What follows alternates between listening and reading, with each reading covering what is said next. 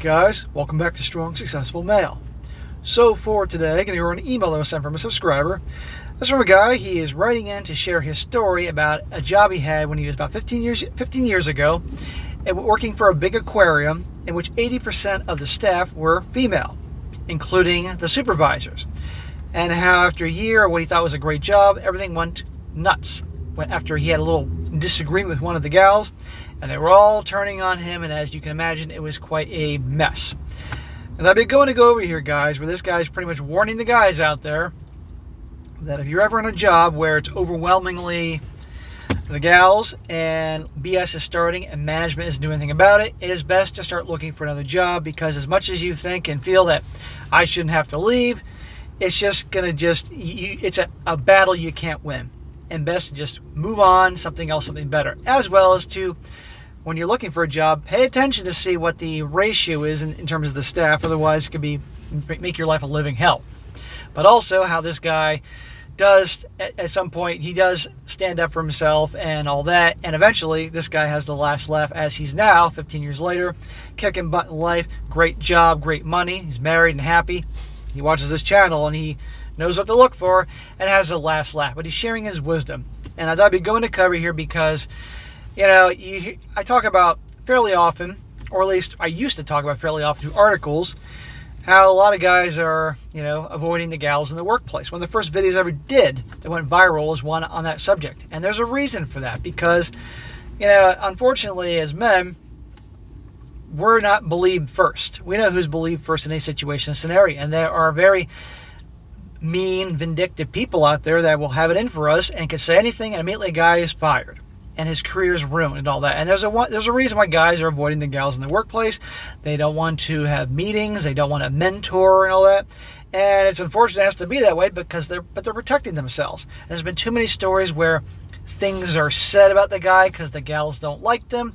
Who knows what it is? And this is what's been going on. And in this situation, the guy in the story came darn close to that to happening to him. And fortunately, he was able to get out of the situation okay because of witnesses. But if you didn't have a witness, so I think this is something you guys can relate to, as well as just being careful and being warned. And also, there's a little bit in here about when one wants to turn around their lives, making the effort to do so, and you can if you want to. You have the ability to change your life, make it better, which I'll come to later on. So you'll see as I go through this. It says, hey there, SSM. I've been a subscriber for more than 3 years, and thankfully haven't had any of the crushing relationship issues that you usually cover. But since you started doing workplace drama videos, I figured I'd throw my hat in the ring for consideration. Well, bro, I appreciate your support, and I'm glad to hear you haven't had any drama so far. But yeah, there's lots of situations with drama in the workplace, and your story here is going to definitely confirm that, why guys got to be careful. 15 years ago, I used to work in a public aquarium. I learned about carpentry, plumbing, chemistry, and even a bit of veterinary medicine on the job. I got to design and build exhibits, dive into the larger tanks to do the feedings, and care for some of the most interesting animals on the planet. Dude, that's awesome. Truth to tell you, it was a really cool job, but there was one huge problem. The field of animal husbandry is roughly 80% female, and my workplace was no different. Let's see how this goes. We had 6 supervisors, only 1 male, and roughly 30 employees, 5 male including me. So we were even higher than the 80% average. At first it seemed like a great thing. Who wouldn't want to walk around a bunch of young, mostly hot women in their early 20s? I could see the logic behind that, like, hey, all these good-looking girls, but it'll turn into a drama fest, as you're going to see. He says, God damn, I was young and stupid back then.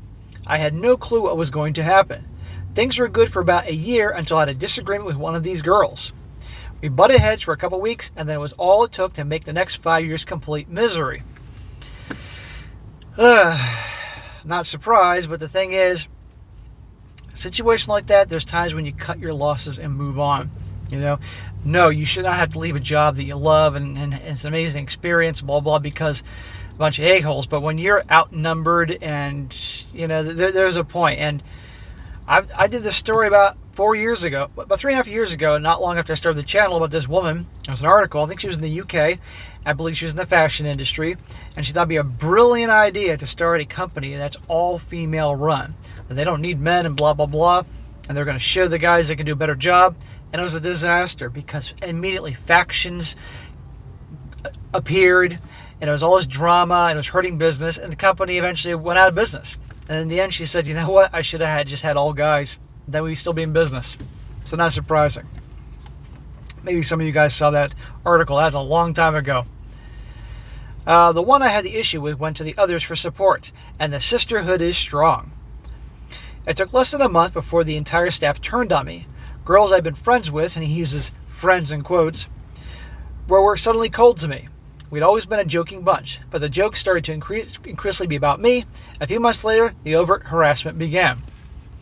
So, no offense, but I'm willing to bet you that if they saw you as a Chad or a Tyrone and you were like in the top 5% of guys, what probably would have happened is that you would have been probably hooking up with some of these gals, and you can see where I'm going from there. But because, no offense, you obviously weren't the Chad or Tyrone type, you were just another guy there, that's when the claws came out. The claws and the fangs. And the witches and bitches club came after you. We've been prepping food in the kitchen, and one of them would hold up a shrimp, asking the others if they thought my you-know-what was smaller or not. In the workplace? Then there were all these accidents, like dropping a hammer on me from the top of a ladder, dumping buckets of water on me, or hitting me with sticks, pipes, and other hoses because they didn't see me there. This is an aquarium. There's got to be cameras and surveillance or something like that. This is beyond harassment. You're getting harmed on the job because of this. The supervisors knew this was happening, and even though they would apologize to me in private, they never did anything to stop it. Well, you had every right to go to their superiors. Somebody owns this aquarium. Some corporation owns this aquarium, and they have supervisors, and if you have enough evidence, there's got to be things on camera and stuff like that, but you were young and maybe felt like it was an upward battle. Who knows? Eventually, I just stopped engaging with any of the girls entirely, but that didn't stop them. There was one that had never really joined in with the others and had remained mostly friendly with me. I came to find out that this had been planned out, and she was actually acting as a spy for the others, feeding every conversation we had back to the sisterhood for scrutiny and ridicule. After that, I went 100% no contact with any of the females. I wouldn't even acknowledge them unless it was directly work-related. So this job you love turned to pure freaking misery because of these harpies. Everything came to a head one day when one of the other men overheard a conversation and came to tell me. One of the girls had decided it was time to get rid of me and was talking to the others about how she was going to accuse me of, wait for it guys, S-word harassment. She was crowdsourcing a story about how I had trapped her in the hallway to do things. Again, are there not cameras everywhere? This is a disgrace. This is why guys are avoiding the gals in the workplace. This is why they don't want to mentor them or have meetings with them. Or if they do, it's out in the public so people can see this and witness this. This type of crap. I immediately went to my manager and told him. Not even 30 minutes later, all 6 supervisors were in a room with her, the dude who overheard and me. They grilled about her story, and she finally admitted it was all made up when she couldn't provide any details. That is awesome. Now, it's interesting because you said the supervisors, only one was a guy, the rest are women. But maybe they felt like you had good enough, you had a witness, and their butts could be on the line if corporate, whoever's in charge of the aquarium, found out. I don't know. I was surprised they didn't fire her on the spot, but they did at least punish her severely. If the situation was reversed, believe me, you or any guy would have been fired, but because it's a gal, she gets punished severely. She quit on her own 2 months later. But that didn't improve the situation as the remaining sisterhood blamed me for her loss. Of course, the gals in accountability. You're the bad guy. Again, if you were in the top 5% of guys, they saw you as a Chad or Tyrone, you would have been treated probably differently. Because they'd be all competing to sleep with you then. And they'd be turning on each other. I should have left long before things ever got to that point, but I had been told by people I trusted to just be patient and wait it out. That eventually most of them would leave and everything would be in the past. Turns out that was some of the worst advice I ever got. It is bad advice. There's points, guys, when you just, in life, you got to cut your losses and move on. As screwed up as it is, otherwise you just bring all this turmoil into your life. Sure, we had plenty of Sure, we had a pretty high turnover in that place, but it didn't matter how many of them left because the ones who stayed would just indoctrinate the replacements. Right, exactly. As the original Harpy crew that was there, they'd start leaving. The new recruits, the young gals coming in, they would tell them the same thing. And it would just go over and over and over again. Exactly. I worked there for 6 years, and 5 of them were absolute misery. I learned to be inherently mistrustful of any gal just from the necessity of self-preservation. Who could blame you? I hated waking up in the morning because it meant I would have to go to that place. I'd become an angry, nearly unrecognizable person, and my family was worried about me. No one can blame you. You know, being harassed all the time and treated like crap and accused and this, and this. But there's a point. I still would have, you were younger then, so it's easy to say, what you would do when you're younger. But if it was me today, what I would do is I would take action to see what I have to do, because there'd be plenty of proof, and there got to be other employees there, other dudes at least could back you up on what's going on here. Or you leave. End of freaking story. And you go out in a blaze of glory. Thankfully, I have a brother who pulled me back from the darkness and convinced me to go back to school. No matter how long I live or what I accomplish, I'll never be able to thank him enough for that. It took me nearly a decade to mentally recover from that experience. Even after I got my new degree and a new job, it was 8 years before I could trust women enough to even try dating. After all that, who can blame you? Fortunately, time is the great healer, and things are much better now. I found and married a wonderful woman, and I'm working in a cybersecurity engineer. I'm working as a cybersecurity engineer, making nearly $200,000 a year. Dude, that's sweet. Good for you. I'm glad you married a great gal, and that, I guess if you watch this channel, you obviously know all the signs to look out for, and you're still with her, so she probably is a great, loving, supportive gal. You deserve that. And good for you going back to school and majoring in something that paid a return on your investment in going to school. And now you're making like $200,000 a year. It's fantastic. I can't imagine a bigger U-turn than this. You always say that men can turn their lives around, and you are right. You're darn right about that. Men can always turn their lives around, but a lot of men don't know that they can. They think that, hey, what I have now is my lot in life. I can't do any better. Well, yes, you can, gentlemen. You can. I try to express that all the time. But you have to get off your asses and take action and research what you need to do and make it happen. And every day, little steps to move forward to your grand goal. You never, ever lose that vision of what you want. And that will keep you pushing you on days you don't want to do anything. And you break these goals down to little goals, and you accomplish them daily, weekly, monthly, yearly, to get where you want to go. And you can be like this guy.